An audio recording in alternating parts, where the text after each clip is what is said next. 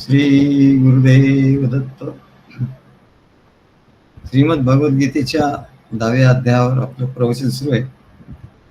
यातला हा 32वा श्लोक आहे.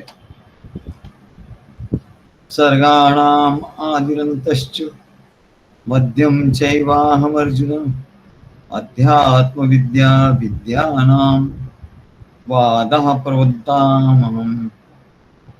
सर्गाणाम आदिरंतश्च मध्यम चैवाहमर्जुन अध्यात्मविद्या विद्यानां वादः प्रवदतामहम्. भगवान सांगतात, हे अर्जुना, मी समस्त सृष्टीचा आदी सर्ग हा म्हणजे सर्व सृष्ट्या, जितक्या काही सृष्टी आहेत त्याचा आदी आहे, म्हणजे त्याची सुरुवातीलाही मी आहे, मध्य आहे आणि अंतीही आहे. सर्व सृष्टींचा अंत झाला तरी मी आहे असे जाण. आणि सर्व विद्यामध्ये अध्यात्म विद्या मी आहे आणि सर्व तर्कांचा तार्किक निष्कर्ष मी आहे, असं भगवान अर्जुनाला सांगतात. तेव्हा सर्गाणाम आदिरंतश्च मध्यम च एवार्जुन. हे अर्जुना, मी सर्गाच्या म्हणजे सृष्टीच्या निर्मितीच्या, अनेक सृष्टी या अनेक ब्रह्मांड निर्माण होतात, काही काळ राहतात आणि मग ते परत विलीन होतात. तेव्हा त्याला सर्ग निर्माण होतं, त्याला सर्ग असं म्हणतात.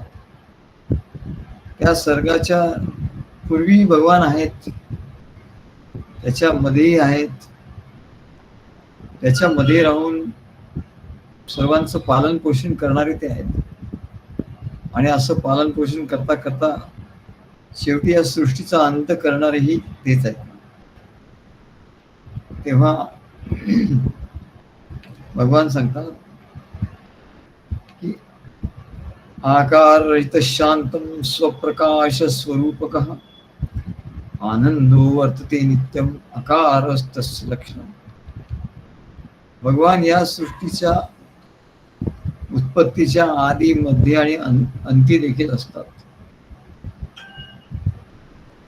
आदी मध्यांत निर्मल हा, आणि आदी मध्य आणि अंती असून सुद्धा ते निर्मळ असतात, ते याच्यापासून वेगळे असतात. तेव्हा भगवान निर्गुण निराकार स्वरूपात असतात. सृष्टी उत्पत्ती होते तेव्हा निर्गुण निराकार रूपात ते असतात. सृष्टी निर्मितीच्या आधी ते निर्गुण निराकार स्वरूपात असतात. सृष्टीच्या मध्य काळात ते सगुण सृष्टी रूपाने असतातच, ते सगुण होतात सृष्टीच्या रूपाने. आणि सृष्टीच्या अंती शेवटी ते पुन्हा आपल्या निर्गुण निराकार स्वरूपात शेष राहतात, म्हणजे ते शेष उरतात. शेष म्हणजे उरणे. तेव्हा असं भगवंताचं हे सत्य स्वरूप आहे म्हणा. याला भगवंताचं सत्य स्वरूप म्हणतात. सत्य आहे, नित्य आहे आणि आनंदाचा आहे. तेव्हा महाराज लिहिलंय, सत्य स्वरूप भगवंताचे उत्पत्ती स्थिती आणि प्रलयाचे. सत्य स्वरूप भगवंताचे. भगवंताचे हे सत्य स्वरूप आहे, कारण सृष्टी येते जाते राहते, सृष्टीत अनेक घडामोडी घडतात, पण भगवंताचं स्वरूप हे सत्य आहे, नित्य आहे, शाश्वत आहे आणि स्थिर आहे. किती गोष्टी घडल्या, घडामोडी झाल्या, काही झालं तरी ते स्थिर आहे. आणि मनुष्याचे याचं अगदी उलट आहे. मनुष्याचं हे संसारामधलं स्वरूप असत्य आहे, अनित्य आहे, अशाश्वत आहे. सारख्या घडामोडी चालू असतात, सारखं काहीतरी घडतं, काहीतरी मोडतं, सारखं कधी सुख होतं, कधी दुःख होतं. तेव्हा म्हणले हे सर्व असं या भगवंताच्या सत्तेत चाललेलं असतं, परंतु भगवान स्थिर असतात. तसे सद्गुरूचं कार्य आहे. सद्गुरू आपल्या कार्यरूपाने दाखवून देतात. कार्यरूपातही अनेक घडामोडी घडत असतात, नवीन नवीन भक्त येत असतात. म्हणजे सर्ग झाला. सर्ग म्हणजे काय? नवीन काहीतरी कार्यक्रम होत असतात.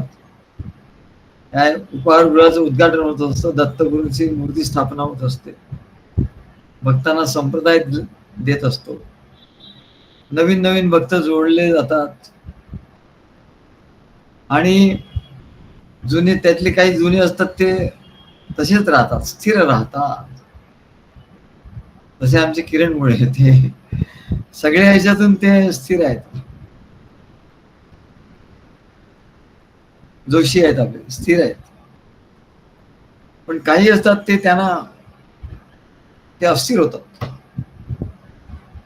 बाह्य परिस्थिती अस्थिर झाली की ते अस्थिर होतात, आणि अस्थिर झाले की ते उत्पत्ती स्थिती आणि लय लय होतो.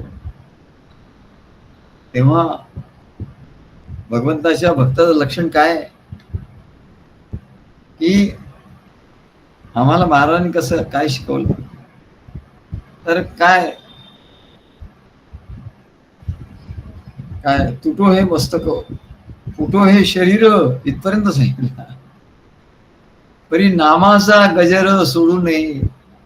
अरे ते इकडे म्हणले या संसारात काही होईल, या जगामध्ये काही होईल म्हणाले, हे जग उलटच्या पुलट होईल. लोक घाबरतात, लोक आम्हाला काय हे पाठवतात, काही व्हिडिओज पाठवतात की अमुक ज्योतिषांनी असं सांगितलं, अमुक ते सायंटिस्ट तो म्हणतो आता हे जग असं होणार, मग तमुक होणार, मग काय होणार, मग एवढे लोक मरणार, असं होणार तसं. त्याच्यामुळे लोक घाबरतात आणि ते विचारतात असं खरंच होणार का? अरे म्हटलं हे शास्त्रज्ञ आणि हे ज्योतिषी हे लाईमलाईट मध्ये येण्यासाठी हे यांची क्लुप्ती असते. सगळंच काय खोटं नसतं काय. आता उत्पत्ती स्थिती लय हे तर आहेच म्हणाले परमेश्वराचं. सत्य स्वरूप भगवंताचे, उत्पत्ती स्थिती आणि प्रलयाचे. उत्पत्ती स्थिती प्रलय आहे तर तसं होणारच आहे. पण कोण स्थिर राहणार आहे? जे भक्त आहेत, जे भक्ती करतात, जे सद्गुरूंचे भक्त आहेत, त्यांना काही होणार नाही म्हणा. तिकडे कोणी ज्योतिषी काही लिहो, तिकडे कुठल्या पुराणात काही लिहिलेलं असो, कुठल्या ज्योतिषाने काही लिहिलेलं असो, नॅस्ट्रोनॉमर्सने काही लिहिलेलं असो, पण ते भक्तांना लागू नाही म्हणा. काही जग जरी बुडालं तरी भक्तांना त्याच्यातून ते तारून नेणार आहे भगवान. त्यामुळे म्हणजे तुम्हाला याचा टेन्शन घेण्याचं काही कारण नाही. अरे संसारात काही होत असलं तरी भक्तांना रक्षण आहे म्हणा, असं भगवंतानी सांगितलं. तर महाराज आम्हाला सांगायचे, अरे काय झालं, प्रवचन आहे ना, प्रवचन का, प्रवचनाला काय येऊ शकला नाही तर कारण सांगण्याची गरज नाही. हा अगदीच खूप तो आजारी असेल, काय असेल ते गोष्ट वेगळी, काही एखादी घटना वाईट त्याच्यात घडली असेल, काय खूपच अनअवॉइडेबल काय गोष्ट असेल तर गोष्ट वेगळी. पण एरवी म्हणाले या छोट्या छोट्या गोष्टींनी किंवा मोठ्या गोष्टींनी सुद्धा, काय गाड्या बंद आहे, अमकं बंद आहे. आता महाराजांच्याकडे जाता आम्ही गाड्या, कधी कधी गाड्या बंद असायच्या, मग बसनी जायचं. बस बंद असेल तर टॅक्सीने जायचं. असं आम्ही कधी, आता आता तर आपल्याला घरी बसून सर्व भक्त मंडळींना प्रवचन ऐकतायत, पण तेव्हा तर आम्ही दादरला जातो आणि कुठून कुठून लोक ते लोणावळ्याहून येत होते, पुण्यावरून लोक दादरला येत होते, पुण्यावरून येत होतो दर गुरुवारी, लोणावळ्याहून येत होते काही मंडळी. आमचे सासरे होते ते लोणावळ्याहून येत होते आणि त्यांच्याबरोबर त्यांचे अनेक त्यांच्या बरोबरचे भक्त येत होते. तेव्हा गाडी हे झाली, अमकं झालं वगैरे काय म्हणले हे नाही. हा थोडा इकडे तिकडे उशीर वगैरे होऊ शकतो.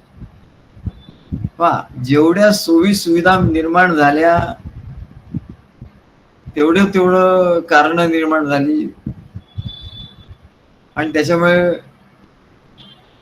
अरे सद्गुरूंचं प्रवचन आहे तर सगळ्यांनी कसं यायला पाहिजे. नाही त्यांना सांगा अरे तू का नाही आला, मग नाही असं मग झालं, मग तसं झालं, मग हे सांगण्याची काही गरज नाही. म्हणलं अरे हे तुझी साधना आहे, हा तुझ्या साधनेचा भाग आहे, आम्ही कशाला सांगायला पाहिजे. कोणी नाही आलं तरी आम्ही एखादा जरी असला किरणमुळे जरी एकटे असले, त्यांच्या घरातले लोक असतील तरी आमचं प्रवचन होईल. असं काही नाही. परंतु हा प्रत्येकाची साधना आहे. आपण जे सांगतो की यज्ञ आहे, ज्ञान यज्ञ नेहमी सांगतो, अरे हा ज्ञान यज्ञ आहे. त्याच्यानंतर देव यज्ञ आहे, तुम्ही तो घरी करता. त्यानंतर जप यज्ञ आहे, तुम्ही जप यज्ञ घरी करता. बली वैश्वदेव यज्ञ आहे, तो तुम्ही करता.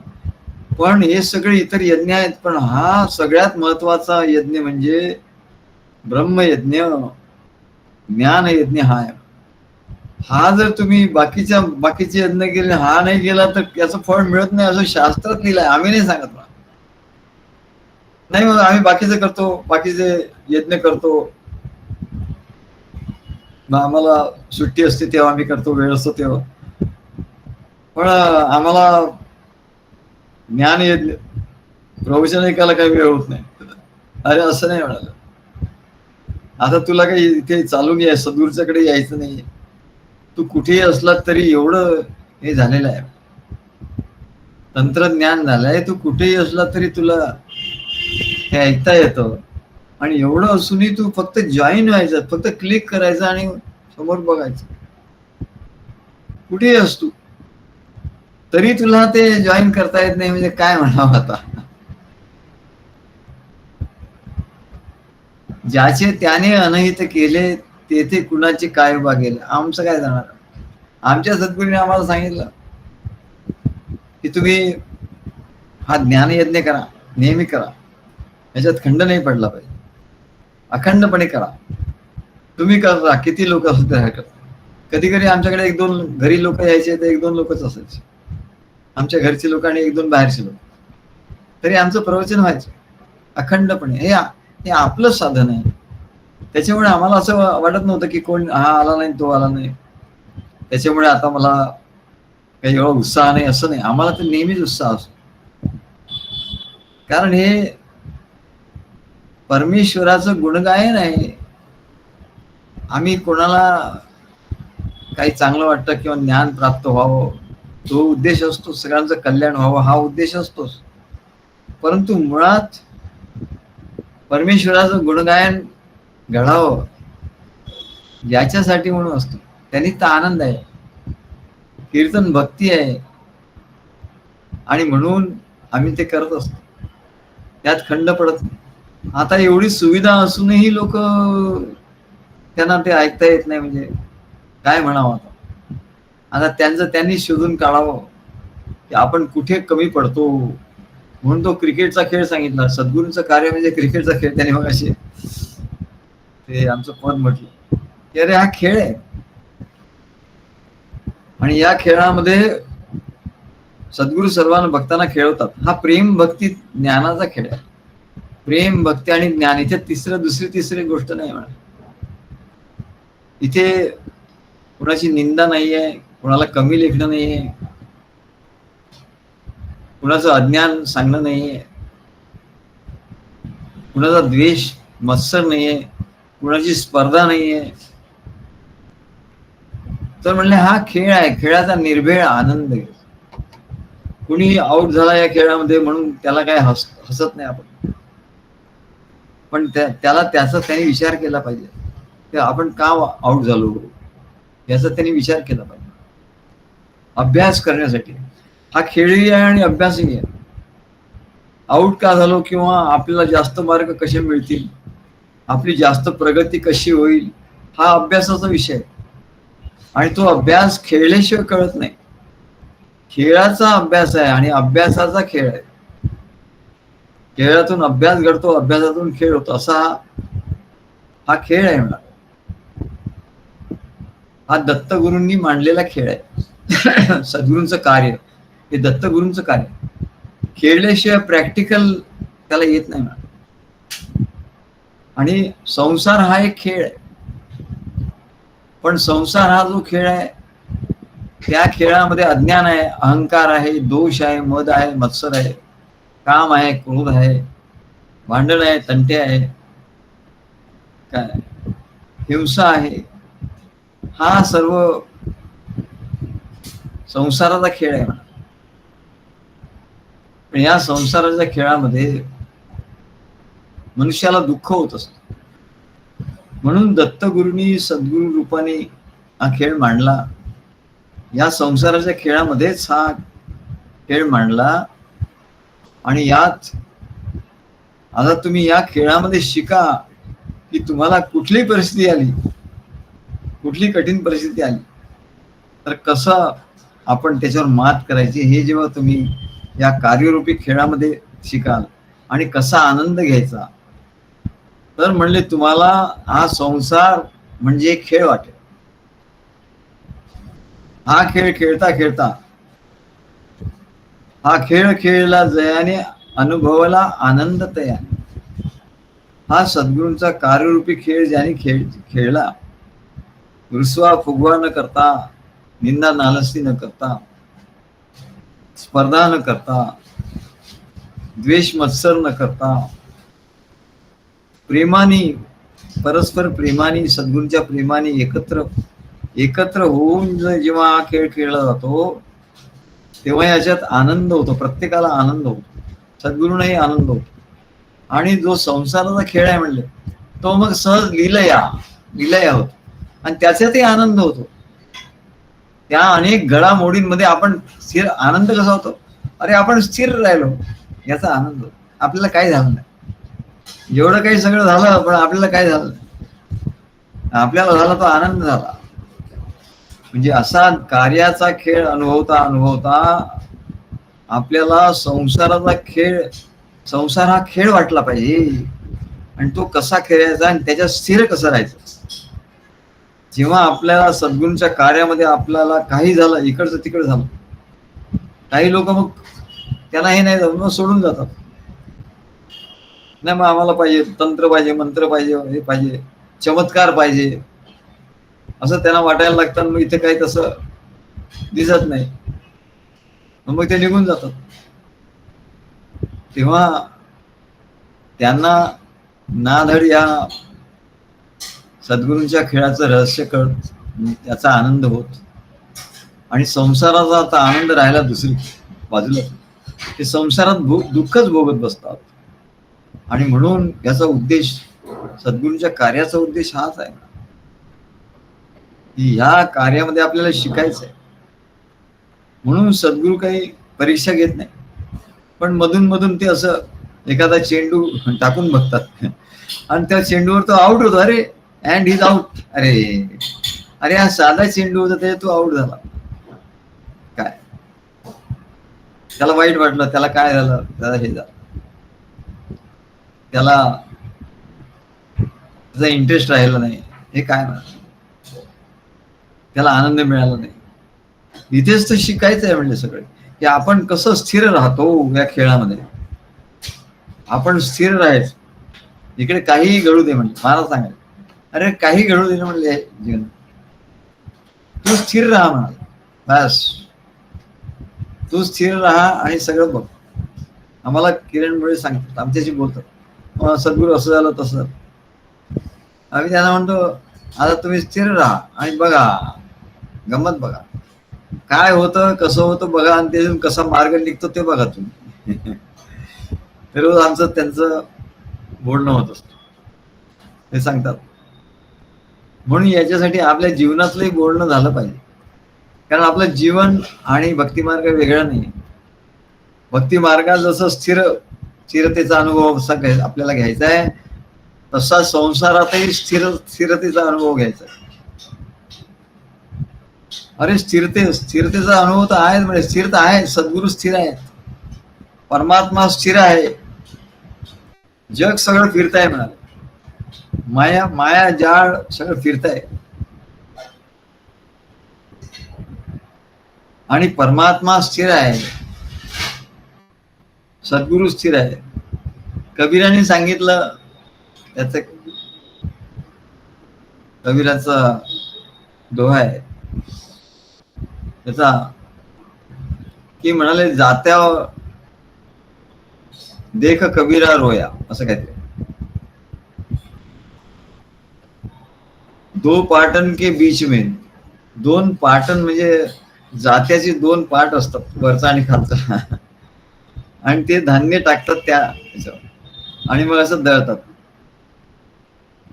तर ते त्याचे दळल्यामुळे ते सगळे धान्य, त्या धान्याचा चुरा चुरा होऊन जातो, ते भरडले जातात. तसे म्हणले या मायेमध्ये, माया रूपी यंत्रामध्ये हे सर्व जीव भरडले जात आहेत, भरडले जात आहेत. आणि हे बघून कबीर दाजी रडायला लागले.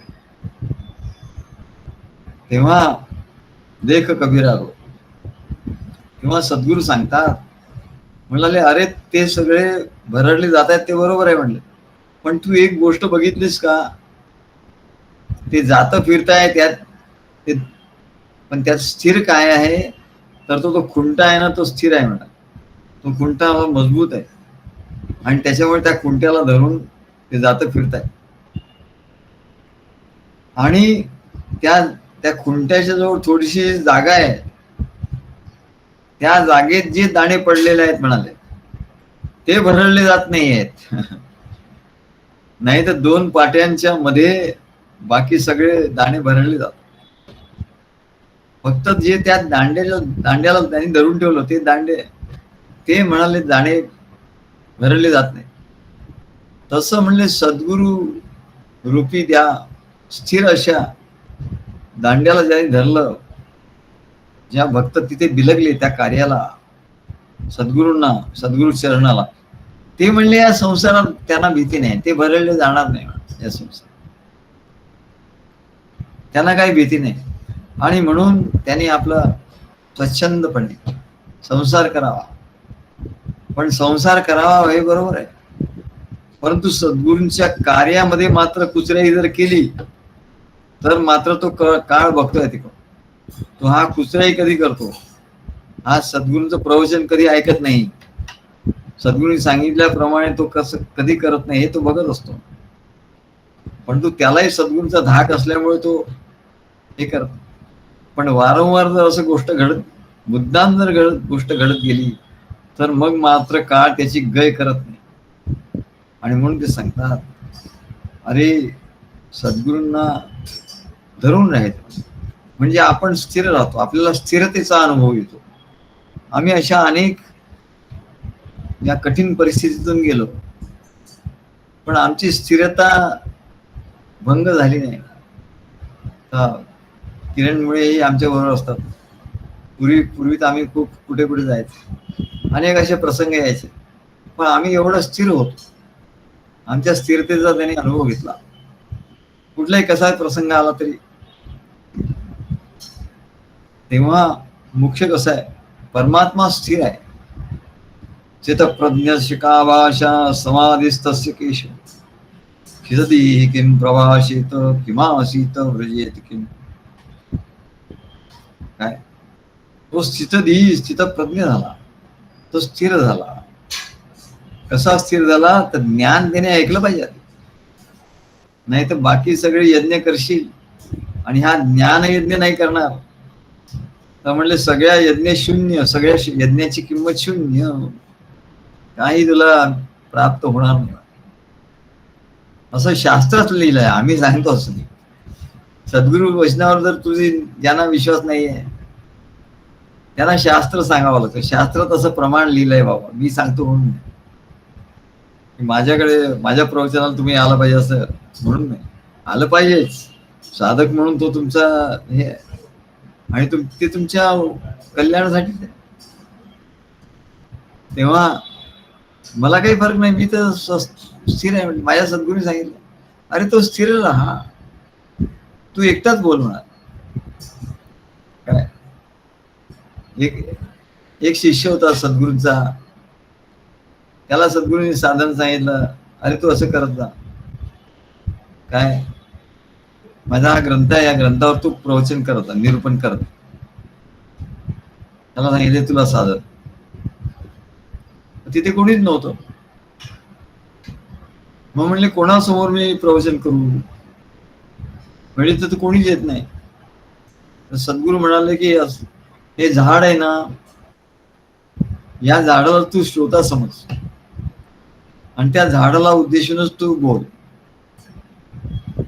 तू सगळं त्या झाडाला सांग म्हणेल, सद्गुरूंची महती, सद्गुरूंचं महात्म्य हे सगळं ऐकेल म्हणेल तो झाड. कारण झाडामध्ये जीव असतो.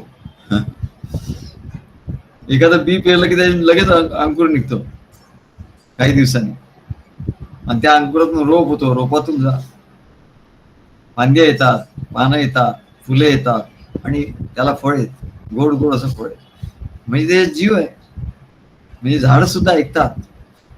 आणि संगीत जर वाजवलं तर म्हणजे झाडाला जास्ती फळ येतात. तेव्हा त्या झाडाच्या समोर जर तू प्रवचन केलं तर ते झाड किती त्याला आनंद होईल. तेव्हा कोणतरी पाहिजे ना, मग झाड तिथे आहे झाडासमोर. तेव्हा प्रवचन करणाऱ्याला ते त्याचं साधन आहे, त्याला काही फरक पडत नाही. आणि तो स्थिर आहे, स्थिर बुद्धी आहे, सर्व बाजूनी स्थिर आहे. पण इतरांना फरक पडतो. इतरांनी जर ते साधन म्हणून केलं नाही तर म्हणले त्यांना त्याचा अनुभव नाही येणार. आणि एवढं काय हो या संसारामध्ये, एवढं कुठलं गोष्ट आहे की ज्याच्यामुळे आपण हे करू शकतो. आम्ही सगळ्यांना आमच्या ऑफिसमध्ये सांगून ठेवलं होतं की गुरुवारी मी थांबणार नाही. अगदी प्रिन्सिपलला पण सांगितलं, अगदी नंबर पण सांगितलं, सर माझ्याकडे प्रवचन असतं, जरा मला थोडं तुम्ही हे करा, हेल्प करा. की गुरुवारी काय असेल ना, अगदी फंक्शन जरी असलं तरी माझ्याकडे सद्गुरूंचं प्रवचन असतं, सद्गुरूंनी मला असं साधन दिलंय असं मी सांगून ठेवलं की सगळ्यांना माहिती. प्रिन्सिपल सुद्धा म्हणायचे अरे जा तुम्ही जा, म्हणजे त्यांना सुद्धा सवय होते. पण आपण असं सांगू शकत नाही, आपण असं भीड पडते आपल्याला. त्याच्यामुळे आपला भक्ती मार्ग आपला हे कसं सांगायचं, आपण सांगायचं त्यांना.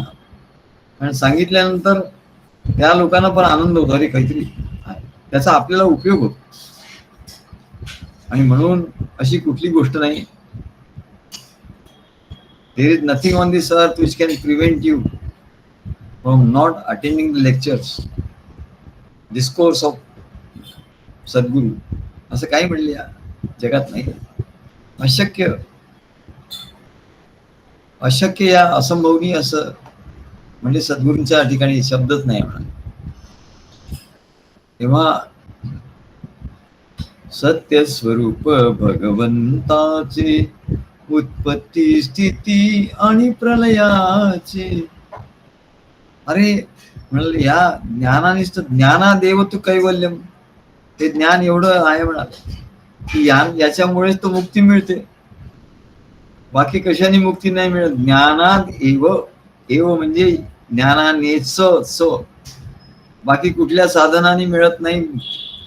ज्ञानादेव तू कैवल्यम, कैवल्य म्हणजे मुक्ती. आणि इथे या जगात असतानाच मुक्ती मिळते, ज्ञानाने मुक्ती मिळते. आणि ते ज्ञान तू स्किप करतो म्हणा, ऍडव्हर्टाइजमेंट स्किप करायच्या. तसं तू हे गुरुवारचं प्रवचन शुक्रवारचं प्रवचन तू स्किप करतो, हे काही ऍडव्हर्टाइजमेंट थोडी आहे स्किप करायला.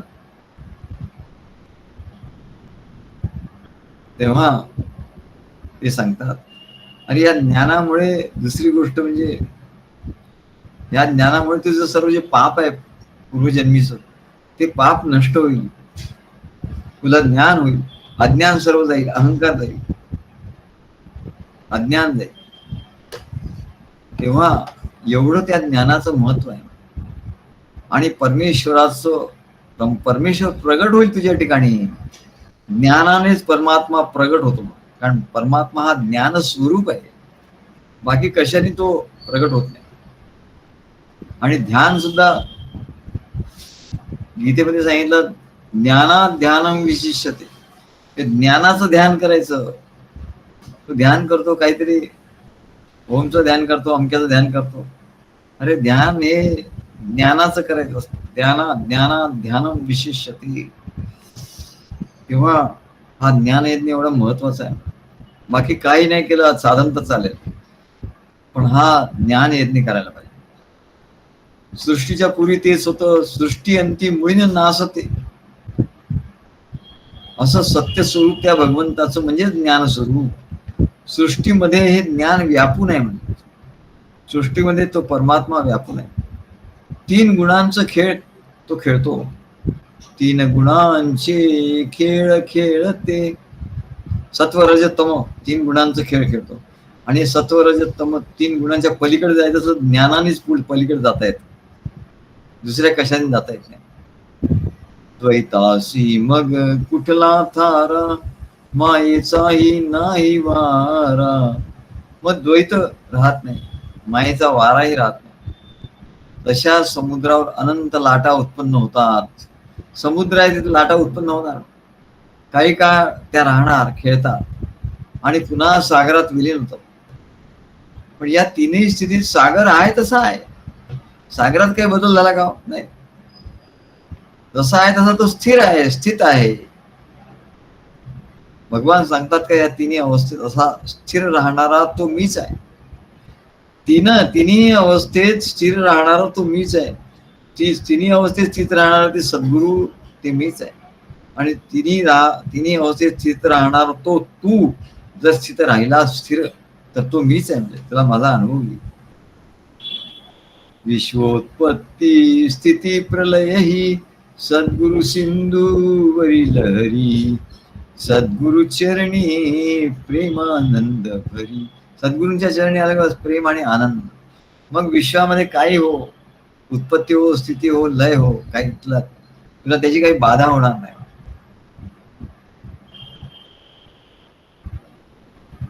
त्रिगुणातीता द्वैतातीता सद्गुरु भक्ती गोजिरी. सद्गुरु भक्ती गोजिरी आहे. अवधूत रूप गजाननाचे दत्त श्री गुरु अवतारी. म्हणून बाह्य संसारात किती गोंधळ घालमेल काय झालं, काय सुरू असतो, बाह्य संसारात असं होणारच. म्हणजे गोंधळ होणार, घालमेल होणार, वादविवाद होणार. काय पती पत्नीचा वादविवाद होतो, सगळं काय होतं, सगळं काय होत. हे जरी सुरू असलं तरी सद्गुरूंचं कार्य अव्याहतपणे अबाधितपणे सुरू असतं. कुठे बंद असेल, कुठे काय असेल, पण सद्गुरूंचं कार्य अव्याहतपणे अबाधितपणे सुरू असतं. हेच भगवंताचं सत्य स्वरूप आहे.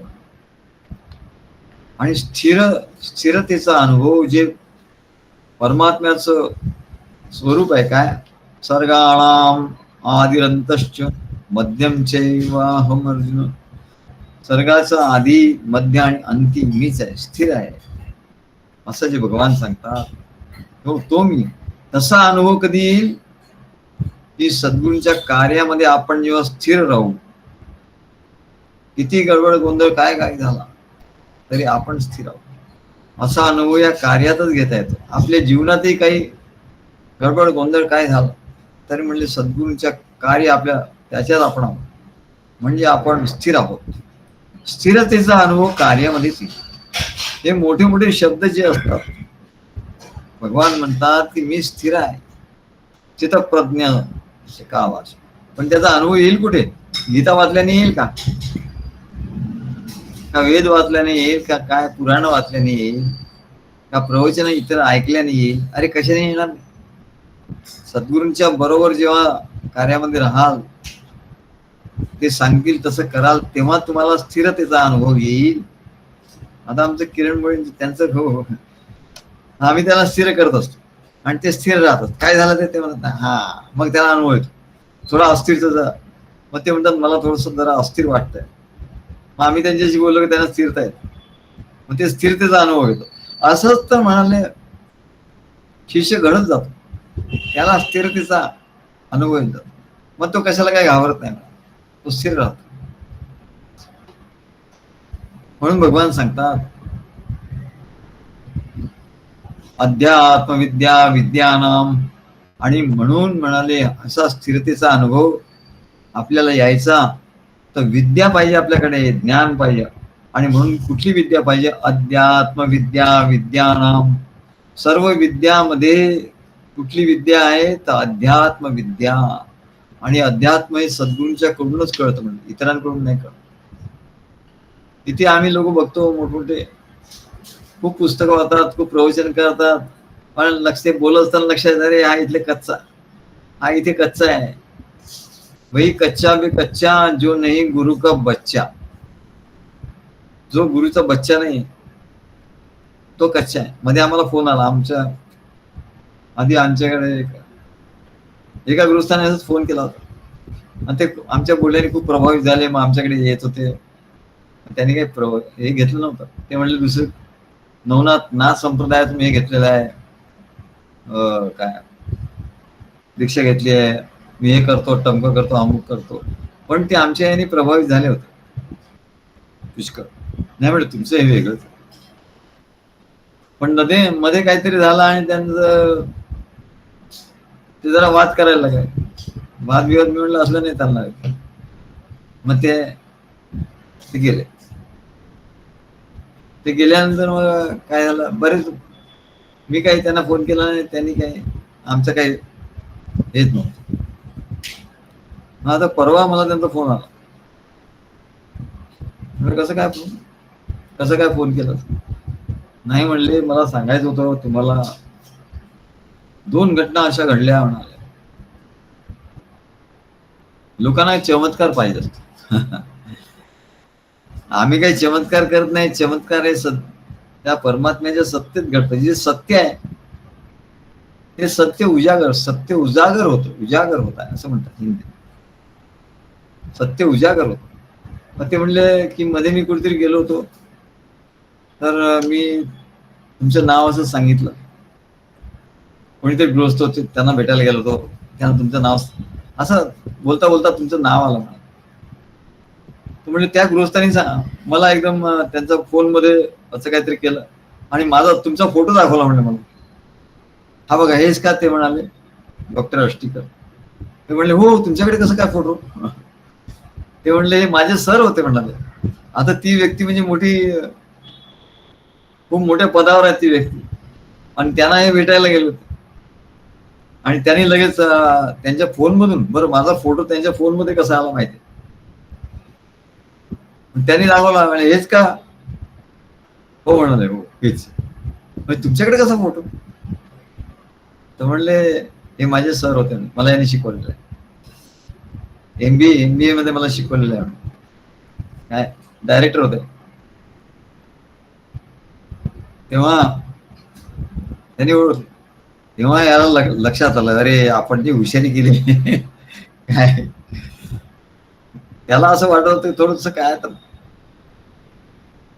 तर काय मी मोठा सायकोलॉजी काय अमकं बरं काय काय सांगाल, सायकोलॉजीचा MA एम काय काय, मला सायकोलॉजी सांगायला. आणि मला म्हणाला की तुम्ही मला एक दिवसाचं काहीतरी पाठवलं, हे बघा याला सेक्रेटरियल प्रॅक्टिस असं म्हणतात. अरे म्हणलं माझं सेक्रेटरियल प्रॅक्टिस शिकवता माझा जन्म गेला. काय म्हणलं सेक्रेटरीचं तू लिहिलं ना, हे डेफिनेशन चूक आहे, तू काहीतरी लिहिले आहे म्हणलं, बरोबर नाही. त्याला सेक्रेटरीची डेफिनेशन मी लिहून दिली. त्याला आश्चर्य वाटलं. मग त्याने अकाउंट्स म्हणलं, तुमच्याकडे मी अकाउंट्स काहीतरी शिकायचंय मला. तर म्हटलं मी आता अकाउंट शिकवणं बंद केलं. आता कोणाला अध्यात्म विद्या विद्यानाम, अध्यात्म विद्या कोणाला शिकायची असेल तर या. तर नंतर मग असं झालं, म्हणाले सांगत होते, एक दिवस मी असं मंत्राचा जप करत होतो नवनाथांच्यावर, त्यांचं हे खूप आहे. आणि तिथे म्हणले तुम्ही लिहिलेलं जे पुस्तक होतं ते तिथे बाजूला ठेवलेलं होतं. आम्ही लिहिलेलं पुस्तक त्यांना कधी दिलं असेल, आम्ही ते बाजूला ठेवलेलं होतं. तर नेमकं म्हणले त्या नवनाथांच्या तसबिरीवरून जे फूल पडलं आणि ते तुमच्या पुस्तकावर पडलं म्हणाले. आणि मला एकदम साक्षात्कार झाला आणि म्हणून मी तुम्हाला फोन केला. म्हटलं बरं झालं. काय तेव्हा असा साक्षात्कार होतो. महाराज म्हटले, अरे काय आपण स्थिर राहू, जुने गेले नवे आले, राहिले ते धन्यची ठरली, हरीने डाव मांडिला हो, हरीने डाव मांडिला हो. महाराज नाटक लिहिलं होतं, त्याच इकडे त्याचा प्रयोग झाला होता दादरला, कुठलं ते मोठं थिएटर तिथे.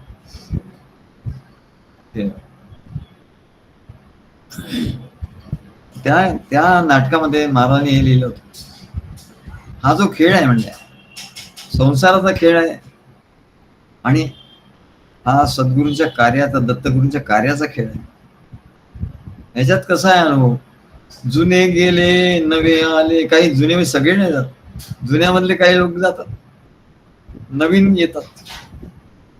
राहिलेचे धन्यची ठरले, परंतु जे चिकटून राहतात, जसं त्या खुंट्याला धरून जे राहतात ते धन्य ठरतात, ते धन्य होतात, तेच मुक्त होतात.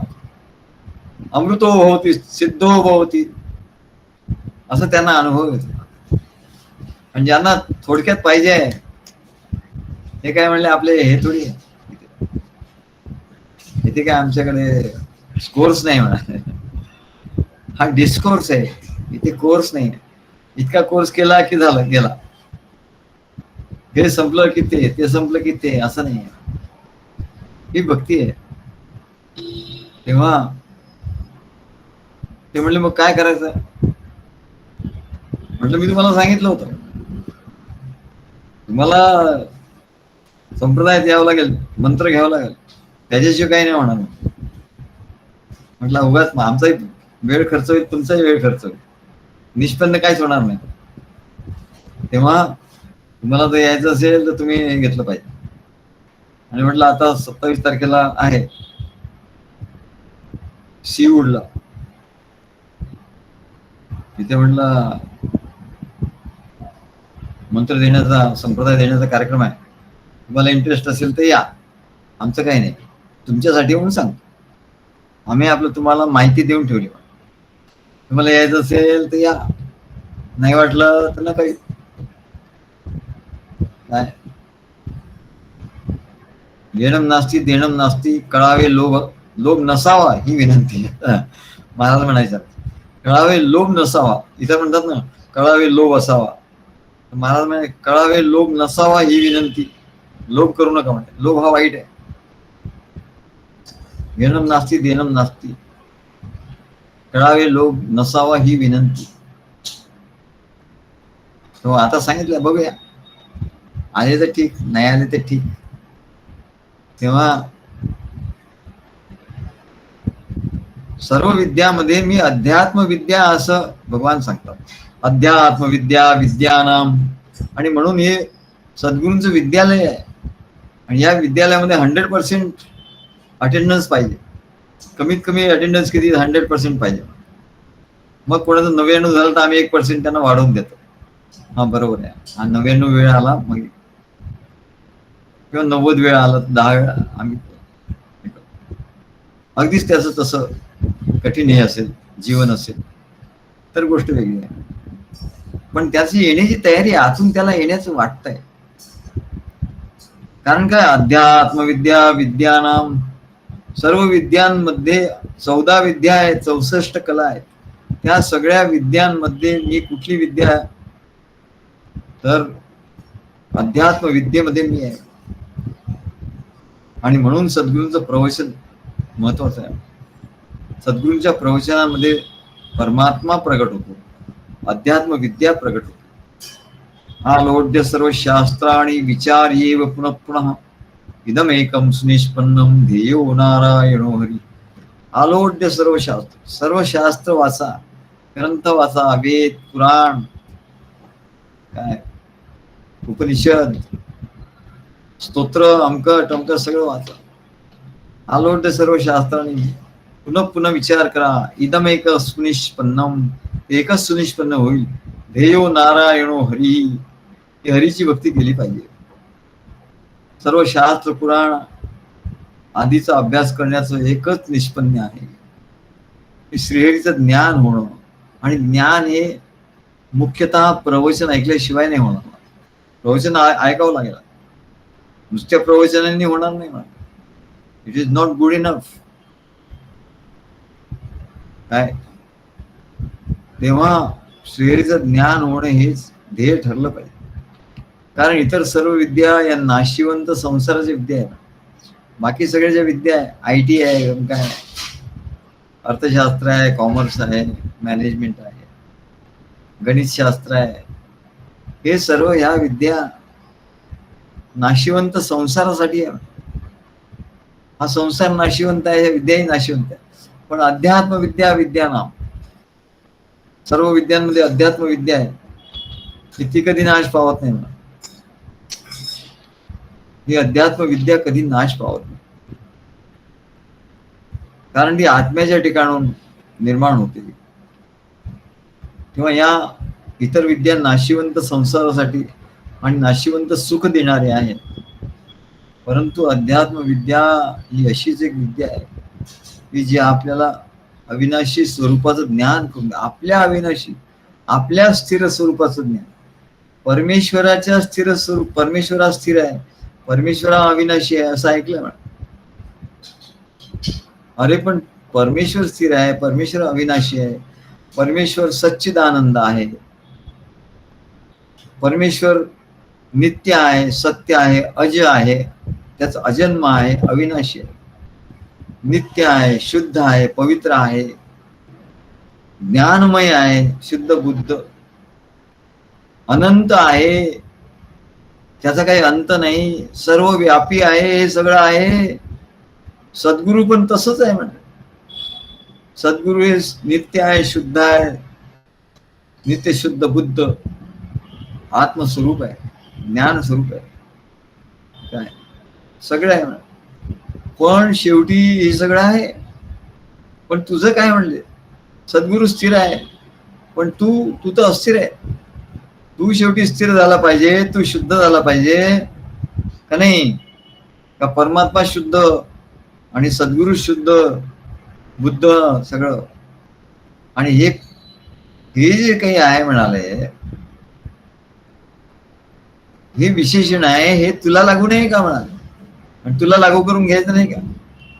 तर तुला मलिनच राहायचं. सद्गुरु शुद्ध आहे, आत्मा परमात्मा शुद्ध आहे, आणि तुला अशुद्धच राहायचं, मलिनच राहायचंय. सद्गुरु ज्ञान स्वरूप आहे, परमात्मा ज्ञान स्वरूप आहे, आणि तुला नेहमी अज्ञान स्वरूपच राहायचंय. परमात्मा स्थिर आहे, सद्गुरु स्थिर आहे, तुला नेहमी अस्थिरच राहायचंय. परमात्मा सद्गुरु हे अजय आहे, अविनाशी आहे, आणि तुला विनाशीच राहायचंय. तुला वारंवार जन्मच घ्यायचे. अरे सगळी विशेषण ही जी आहे ते तुला लागू करायचे आहे, स्वतःला लागू करून घ्यायचे आहे. याच्यासाठी ही अध्यात्म विद्या आहे म्हणा. सद्गुरूंच्या सारखं तुला व्हायचं आहे, परमात्म्या सारखं तुला व्हायचं आहे, नवे तू आहेस म्हणाले. अरे व्हायचं कसलं? ईश्वर अंश जीव अविनाशी. अरे तू जीव आहे ना, तू ईश्वराचा अंश आहे. ईश्वर अंश जीव अविनाशी. तू जीव आहे, तू अविनाशी आहे. चेतन अमल सहज सुख राशी. तुलसीदास महाराज सांगतात, ईश्वर अंश जीव अविनाशी. अरे तू जीव आहे ना? हो जीव आहे ना. मग तू अविनाशी आहे? नाही, पण अविनाशीचा अनुभव मी तू मरतो नाही म्हणा. तुला असं वाटतंय. ईश्वर अंश जीव अविनाशी. तू जर जीव आहेस तर तू अविनाशी असलाच पाहिजे, त्याचा तू अनुभव घेतलाच पाहिजे. जीव अविनाशी, चेतन अमल, चैतन्य स्वरूप आहे. तू जड देहाशी मैत्री केली म्हणून तू जड, म्हणून तू मरतो म्हणून तुला मरण्याची भीती वाटते, मरणार आहे असं वाटतं. पण तू चेतन आहे, चेतन आत्मा, आत्मस्वरूप आहे. चेतन अमल, अमल आहे, मल रहित आहे. पण या संसारात तो एवढा मळलाय म्हणजे संसारात जाऊन वासना, काम, क्रोध, लोभ, मोह, मद, मत्सर, स्वार्थ यांनी एवढा मलिन झालेला आहे. ईश्वर अंश, जीव अविनाशी, चेतन अमल, सहज सुख राशी, सच्चिदानंद सद्गुरू म्हणतात. आणि तुझं काय झालं? सच्चित आनंद, सहज सुख राशी, सहजच तू सुख राशी आहे, सुखाच्या राशीच्या राशी आहे. आणि तू दुःखात का आहेस? हाच तर मोठा प्रश्न आहे म्हणा. आणि म्हणून याच्यासाठी तर कार्य आहे म्हणा. ते कार्यात दाखवता स्थिरता म्हणजे काय, शुद्धता म्हणजे काय, अविनाशित्व म्हणजे काय, ज्ञान म्हणजे काय, शुद्धता म्हणजे काय, चैतन्य म्हणजे काय, चैतन्य स्वरूप म्हणजे काय, आणि सहजपणे आनंद सुख राशी म्हणजे काय हे सांगतात नाही. त्याचा अनुभव त्याला आणून देतात. पण तो आपल्याकडे आला पाहिजे ना. आमच्याशी कोणी बोलला, त्यांनी सांगितलं तर आम्ही त्याला हळूहळू करता करता करता त्याच्या संसारात मार्गदर्शन करता करता त्याला असा अनुभव यायला लागतो. पण हेच कोणाला कळत नाही. लोक ध्यान लावून बसतात, काय करतात काय, अरे त्याच्याने अनुभव येणार नाही. अनुभव हा सद्गुरूंनी सांगितल्याप्रमाणे त्या संसारात जेव्हा तू वागशील तेव्हा तू चेतन आहे, तू अमल आहे, तू सहज सुख राशी आहे, याचा अनुभव तुला. आणि म्हणून आमचे महाराज त्या अविनाशी स्वरूपाची हे ज्ञान, ही विद्या अशी आहे, अध्यात्म विद्या अशी आहे. भगवान सांगतात की अध्यात्म विद्या मी आहे. ती श्रीची भेटी घडवून देते, ज्याने संपूर्ण समाधान, शांती आणि निजानंदाची प्राप्ती होते. मनुष्य सर्व कर्मापासून व त्यांच्या फळापासून कायमचा मुक्त होतो. अरे वा, आता मी मुक्त आहे, सर्वापासून मुक्त झालो असा अनुभव येतो आपल्या आत. असा आता मी मुक्त आहे. सर्व कर्म, त्याची फळं वगैरे हे काय मला बांधू शकत नाही, कायमचा मुक्त. आमचे महाराज म्हणायचे, आत्मज्ञानाशिवाय समाधान शांती नाही, आणि सद्गुरु शिवाय आत्मज्ञान नाही, सद्गुरु शिवाय आत्मज्ञान, आणि आत्मज्ञानाशिवाय समाधान शांती नाही. जगातल्या कुठल्याही विद्यांचं ज्ञान करून घेतलं, अनेक विद्यांचं ज्ञान करून घेतलं, तरी त्या विद्या मनुष्याला, मनाला समाधान शांती देऊ शकत नाही. त्या उलट त्या मनाला अधिकच चंचल आणि अस्थिर करतात. त्याच्यात असं काही ज्ञान सांगितलेलं असतं त्या विद्यांमध्ये, त्या अधिकच चंचल करतात. काय, मला अप्सरा साध्य करायची, तांत्रिक विद्या अमुक साध्य करायचं, मनाला अधिक चंचल आणि अस्थिर करतात. त्याच्यामुळे मन अधिकच उद्विग्न होतं. म्हणून तीच विद्या आहे, तिलाच विद्या असं म्हणतात, जी मुक्त करते. या विद्या असा विमुक्त आहे, जी विद्या मनुष्याला मुक्त करते, मुक्तीचा अनुभव आणून देते, तिलाच विद्या असं म्हणतात, असं भगवान सांगतात. आणि भगवान म्हणतात, म्हणून सर्व विद्यांमध्ये मी अध्यात्म विद्या आहे. सर्गाणाम आदिरंतश्च मध्यम चैव अर्जुन अध्यात्म विद्या विद्यानां वादः प्रवदतामहं. मी वाद आहे, वाद विवाद. भगवान सांगतात, प्रवदताम प्रकर्षेन वदती, म्हणजे तर्काच्या आधाराने मनुष्याला ज्ञान करून घेता येतं. ज्याच्या ठिकाणी तर्क आहे, तर्कबुद्धी आहे, तर्कट नाहीये. काही लोक तर्कट असतात, पण तर्काच्या आधारे ज्ञान कसं करून घ्यायचं याचं एक शास्त्र आहे. 6 शास्त्रापैकी शास्त्र आहे न्यायशास्त्र. संस्कृत शिकतात त्याच्यामध्ये न्यायशास्त्र शिकवतात. आणि न्यायशास्त्रामध्ये की तर्काच्या आधाराने कसं ज्ञान करून घ्यायचं, त्याच्यात न्याय आहे, अनेक प्रकारचे न्याय. काकतालीय न्याय. मी त्यांनी बघितलं की कावळा फांदीवर, आपण म्हणतो ना मराठीत, कावळा फांदीवर बसायचा आणि फांदी मोडायची, असा योग आहे. आता कावळ्याच्या काय वजनाने थोडी फांदी मोडते, पण कावळा त्या फांदीवर बसायला आणि फांदी मोडायला एकच गाठ झाली म्हणा. ती मोडायला आलीच होती. त्याला काकतालीय न्याय म्हणतात. संस्कृतमध्ये काकतालीय न्याय म्हणतात, न्यायशास्त्र. म्हणजे मनुष्याला ज्ञान कसं झालं, एखादी गोष्ट खरं दिसते त्याप्रमाणे घडलेली नाही, त्याच्यामुळे त्याचं कारण वेगळंच आहे म्हणतात. म्हणून ते म्हणतात ऐसा ऐसा हुआ मगर इसका कारण तो अलग ही है, कारण इसका कारण अलग ही. अरे हो, म्हणजे सुरुवातीला असं दिसतं की अमुक मनुष्याने असं म्हटलं, अमुक असं केलं, अशी घटना घडली, आपल्याला वाटतं की अशामुळे घडलं, पण त्याचं वेगळं कारण वेगळंच असतं म्हणाले. अरे असं आहे का, तेव्हा हे न्याय आहे म्हणा. त्या न्यायाने आपण ज्ञान प्राप्त करून घेतो. काय द्वितीयेश संकेत जो दावी जेतो त्या सांडुनी चंद्रमा भावी जेतो. त्या द्वितीयेची चंद्रकोर दिसत नाही म्हणले, फार बारीक असते. मग ते कसं दाखवतात, ज्याला दिसली तो कसा दाखवतो, अरे बघ झाडाच्या साह्याने दाखव. झाड आहे ना, त्या झाडाची खालून बघ, खालून 1 2 3 4 5 पाचवी फांदी, त्या पाचव्या फांदीच्या बरोबर मधोमध आहे ते चंद्र आहे बघ, मग त्याला दिसतो, नाही तर दिसत नाही, किती दाखवतो. याला शाखा चंद्र न्याय असं म्हणतात.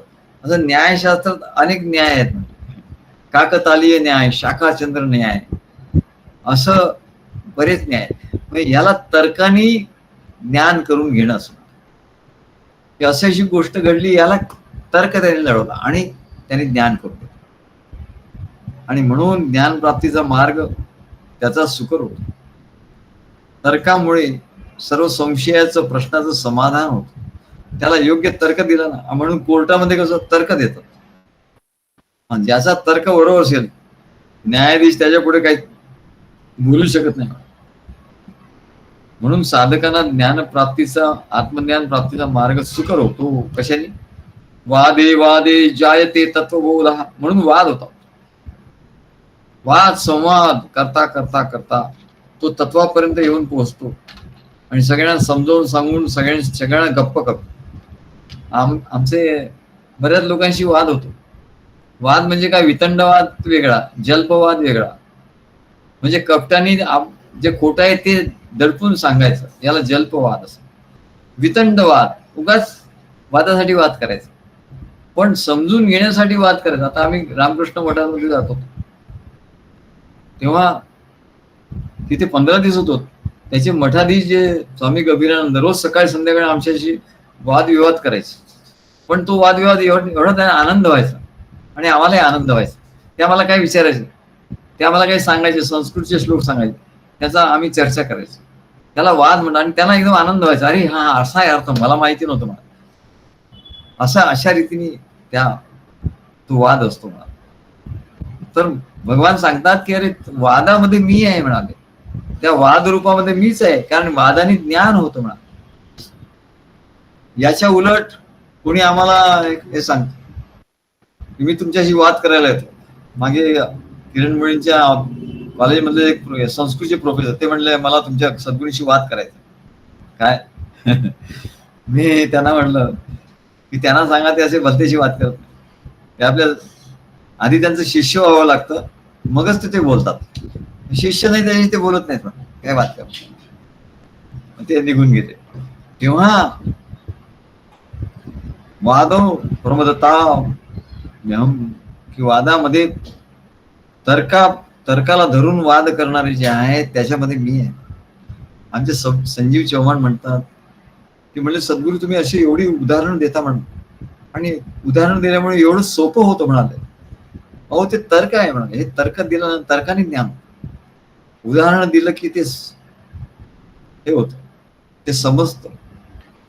आपण स्वतः ज्ञानी आहे असं मानून तर्कांना ज्ञानाला खोडून काढण्याच्या दृष्टीने जर कोणी आपलं चुकीचं मत कसं बरोबर आहे असं प्रस्थापित करण्याच्या हेतून जर वाद करायला लागला तर त्याला वादविवाद किंवा जल्प असणे. आणि जेव्हा एखादा इतिहास, कथा, घटना विकृत करून हल्ली तर खूप विकृतच करून सांगायचं, काहीतरी वेगळंच सांगायचं, आणि कपट त्याच्यामध्ये असतो, खोटे तर्क देतात म्हणजे असत्य प्रस्थापित करण्याचा प्रयत्न करतात. अशा वेळी त्याला वितंडवाद असतो.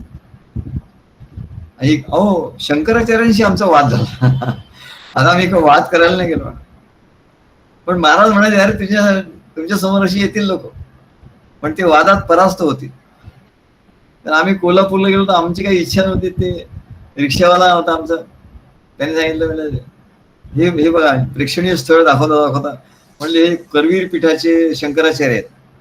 म्हणले यांचं मठात. म्हटलं नको आपण तिकडे नाही जायचं. नाही त्याने आग्रह धरला, बघा तर म्हणले. आम्ही आत गेलो तर त्यांचे बरेच शिष्य होते आणि त्यांनी शिष्यानी पकडलं आम्हाला आधी. म्हणून कोण आहात तुम्ही? म्हटलं मी प्रिन्सिपल आहे. त्यावेळेला प्रिन्सिपल होतो एका कॉलेज. त्यांनी पकडलं. त्यांना वाटलं प्रिन्सिपल आहे म्हणजे चांगला पैसे वगैरे चांगला पैसेवाला दिसतोय. आम्ही तिघही जण गेलो होतो आणि करवी पीठामध्ये आणि तिथलं ते मंदिर म्हणा महालासारखं होतं. महाल होता राजाचा, पण तो इतका पडझड झाली होती त्याची. ते म्हणले बघा ते शिष्य लोक सगळे भगवे कपडे घातलेले संन्यासी लोक. ते म्हणले बघा सगळे पडझड झालेली आहे. म्हटलं ठीक आहे बरोबर आहे.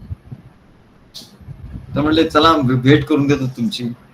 आता कोणी असं मोठी व्यक्ती आली प्रिन्सिपल वगैरे म्हटलं की त्यांची मग ते भेट करून देतात. तर म्हणले तुमची शंकराचार्यांशी भेट करून देतो.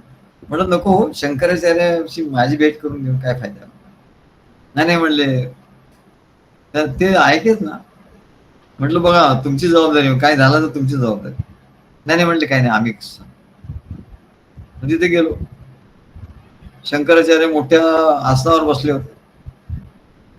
आम्ही आमच्या मंडळी, मुलगा विवेक छोटा होता तेव्हा, त्यांच्यावर गेलो. त्यांनी बसायला सांगितलं आणि त्यांनी आम्हाला ओळख विचारली. आम्ही आमची व्यावहारिक ओळख सांगितली. आम्ही PhD आहोत, प्रिन्सिपल आहोत, सगळं. त्यांना खूप आनंद झाला. पण नंतर मी त्यांना सांगितलं की आमचे सद्गुरू आहेत, मी दत्तगुरूंच्या परंपरेत आहे, आमचे सद्गुरू आहे अवधूत स्वामी महाराज. लगेच ते म्हणत नाही सद्गुरू वगैरे काही नसतं म्हणत, गुरुची काही आवश्यकता नसते म्हणा. मला एकदम आश्चर्याचा धक्का बसला. अरे सद्गुरू ऑफ ऑल द पर्सन्स म्हणलं शंकराचार्य आणि म्हणतात गुरुंची आवश्यकता नाही, असं कसं. मग मी त्यांना तर्क सांगायला लागलो. म्हटलं मग असं का म्हटलंय गुरु ब्रह्मा गुरु विष्णू गुरुदेव महेश्वर गुरु साक्षात परब्रह्म तस्मै श्री गुरवे नमः, असं का म्हटलंय सांगा. असा तर्क दिल्यावर ते काय बोलले नाही. म्हणलं ते हे आहे प्रार्थना आहे. बरं म्हटलं शंकराचार्याला गुरु होते तुम्हाला माहिती आहे का? शंकराचार्य सद्गुरूंच्या भेटीसाठी निघाले. त्यांना अत्यंत तळमळ लागली. ते शंकराचार्य सद्गुरूंना तुमचे म्हणलं मूळ जे आहे ते शंकराचार्यांच्या भेटीसाठी, सद्गुरूंच्या भेटीसाठी गेले. म्हणले चालत पायी लहान वयात एवढ्या. मग त्यांना सद्गुरूची आवश्यकता का भासली बरं? ते त्यांना सद्गुरूंची आवश्यकता भासली आणि इतरांना आमच्यासारख्यांना सद्गुरूंची आवश्यकता नाही. शंकराचार्य कुठे, आम्ही कुठे, सर्वसामान्य माणसं. तर त्यांना जर आवश्यकता सद्गुरूंची भासली तर आम्हाला सद्गुरूंची आवश्यकता भासणं आणि आम्ही सद्गुरूंना शरण जाणं आणि कोणीही फॉर दॅट मॅटर. तर म्हटलं शंकराचार्य सद्गुरू आणि असं दाखवून द्या. म्हटलं असं कोण एक तरी महात्मा असं दाखवून द्या की ज्याला सद्गुरू नव्हते, तर मी तुमचं म्हणणं मान्य करेन. त्यांना कोणी दाखवतच नाही आला. आणि आम्ही त्यांना एवढं तर्क एवढंच त्यांनी सांगितलं. असे शास्त्री गुरुदेव परमात्मा. नाथ संप्रदायामध्ये सांगतात अस्य शास्त्री, हे आमचं जे शास्त्र आहे इथे गुरुच परमात्मा आहे, परमात्मा वगैरे काही नाही म्हणत वेगळा. इथे या शास्त्रामध्ये सद्गुरू हाच परमात्मा आहे. असे शास्त्री गुरुदेव परमात्मा. याच्यावर तुमचं काय म्हणणं आहे? मी त्यामुळे ते गप्प झाले. त्यांचे सगळे शिष्य ऐकत होते. त्यांनी कधी असं ज्ञान आणि वाद असा ऐकला नव्हता. जायचं शंकराचार्य समोर आपलं लोटांगण घालायचं एवढंच. मग म्हटलं भगवान शंकरांनी सांगितलं न गुरुवर अधिकम न गुरुवर अधिकम न गुरुवर अधिकम, अधिक सद्गुरूंच्या शिवाय पलीकडे काहीच नाही म्हणा. गुरुगीतेमध्ये एवढं सांगितलं, मग ती गुरुगीता खोटी आहे का? सांगा की गुरुगीता खोटी आहे, तिला काहीच महत्व नाही. असा वादविवाद करता करता त्या पण मला एक गोष्ट जाणवली की तिथे शिष्य होते आणि त्यांना खूप आनंद झाला. ते हसत होते. आता खरं म्हणजे बरोबर नाही. ते त्यांचे गुरु होते आणि गुरूंचा पराभव होतोय आणि ते शिष्य हसतायत. हे म्हणलं, मला त्या शिष्यांचा राग आला. म्हणलं बरोबर नाही. माझं एक बरोबर आहे, मी त्यांना वादविवाद करतोय हे बरोबर आहे, पण तुमचं हसणं बरोबर नाही. मी त्यांना नंतर सांगितलं. म्हटलं ते काही झालं तर ते गुरु आहेत तुमचे आणि गुरूंचा पराभव होतोय तर तुमचे चेहरे म्लान व्हायला पाहिजे होते आणि तुमच्यापैकी कोणतरी माझ्याशी वादविवाद करायला पाहिजे होतं. ते झालं नाही म्हटलं आणि तुम्ही हसत होता. कशा, what type of disciples you are, कशा प्रकारचे म्हणलं तुम्ही शिष्य, तुम्हाला शिष्य म्हणणं बरोबर शोभत नाही. अरे खोटं तर खोटं करायचं असतं, खोटं तर खोटं बोलायचं असतं, पण मला माझ्याशी वाद करायचा असतं आणि सद्गुरूंची बाजू तुम्ही घ्यायला पाहिजे होती. हे शिष्य म्हणून तुमचं लक्षण आहे म्हणून वितंडवाद करायचा होता, हरकत नाही. मला बरं वाटलं असतं. पण एक कसल्या प्रकारचे तुम्ही शिष्य भगवे कपडे घातले म्हणलं, याला भगव्या कपड्याला तुम्हाला शोभत नाही. बस काय करायचं, भगवे कपडे घातले, वैराग्य नाही, काय नाही, काय नाही. खाली गेल्यावर मी त्यांचा क्लास घेतला. खाली खाली मग ते सगळे परत खाली माझ्याकडे, त्यांचा मी क्लास घेतला. म्हटलं हे बरोबर नाही, हे ठीक आहे, ते सद्गुरू आहेत तुमचे, सद्गुरूंच्या बद्दलच. सद्गुरू म्हणजे सद्गुरू, ते बोलतील काय नाही बोलतील, एखाद्या वेळेस ते नाही म्हणतील हो म्हणतील, ते त्यांचं जाणीव. पण तुम्ही शिष्य म्हणून तुमचं बरोबर नाही झालं म्हटलंय, मला बरोबर नाही वाटलं. नाही ते म्हणले बरोबर आहे, क्षमा करा, पण तुमचं ज्ञान फार मोठं आहे म्हणलं, आम्ही कधी ऐकलं नाही. हो म्हणलं, मला एक प्रश्न फक्त विचारायचा आहे की हे शंकराचार्य म्हणजे यांचे गुरु कोण होते, म्हणजे शंकराचे दुसरे आधीचे शंकराचार्य गुरु असले पाहिजे ना. ते म्हणले नाही, म्हणाले यांचे गुरु नव्हते कोणी आणि म्हणून त्यांनी सांगितलं की गुरु नाही. मग म्हणलं काय, नाही म्हणले हे मोठे कीर्तनकार होते म्हणून यांना इथे सद्गुरूंच्या या गादीवर बसवले शंकराचार्य. मी नमस्कार केला, म्हटलं यालाच कलियुग म्हणतात काय, आणखी काय म्हणणार. आता अशा ठिकाणी जर असं व्हायला लागलं तर काय करणार. कालाय तस्मै नमः म्हणून सांगतात, अस्य शास्त्रे गुरुर्यो परमात्मा. आणि मग त्यांचा वादात पराभव झाला. म्हणजे वादामध्ये तर्क जो आहे म्हणलं, वादा प्रवदताम अहम, मी त्या वादामध्ये तर्क मी आहे, प्रवदताम अहम, तो वाद मी आहे, असं भगवान सांगतात. तेव्हा सर्गाणाम आदिरंतश्च मध्यम चैवाहमर्जुन, अध्यात्म विद्या विद्यानां वादः प्रवदतामहम.